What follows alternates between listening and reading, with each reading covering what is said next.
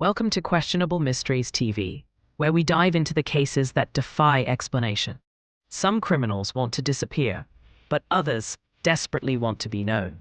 Today, we're exploring the chilling story of the Zodiac Killer, a self-proclaimed phantom who used murder not just as a crime, but as a twisted form of communication.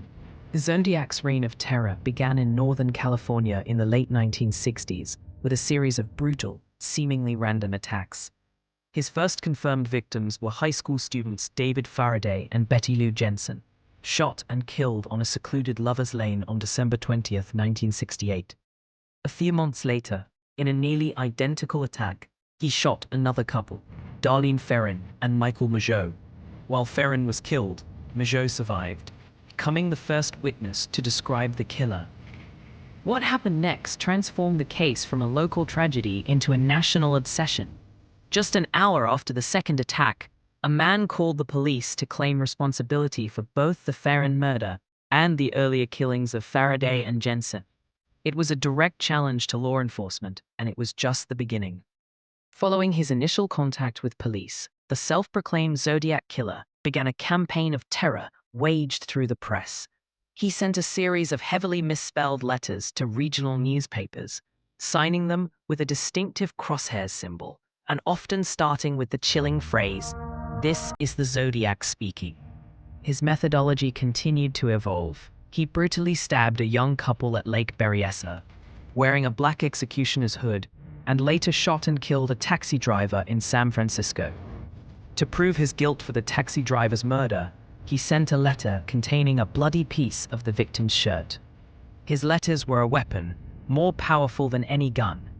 They were designed to spread fear and demonstrate his power. He even included 4 cryptograms, 2 of which have been deciphered.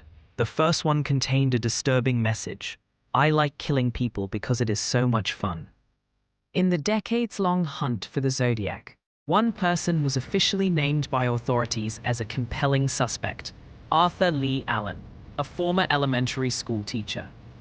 But despite a strong circumstantial profile, the most definitive forensic evidence, the fingerprints and DNA from the letters and crime scenes, did not match Allen's. This frustrating contradiction is the central reason the case remains officially unsolved. The Zodiac's bizarre campaign of terror stopped as abruptly as it began. He ceased sending letters in 1974, leaving his identity one of the most famous unsolved mysteries in the world. A man who desperately wanted to be known, who used murder and manipulation to carve his identity into the public consciousness, ultimately faded into the very anonymity he so feared. What do you believe happened to the Zodiac Killer? Let us know in the comments below. If you're as fascinated by unsolved cases as we are, make sure to like this video and subscribe to Questionable Mysteries TV so you don't miss our next video. Thanks for tuning in, and stay curious.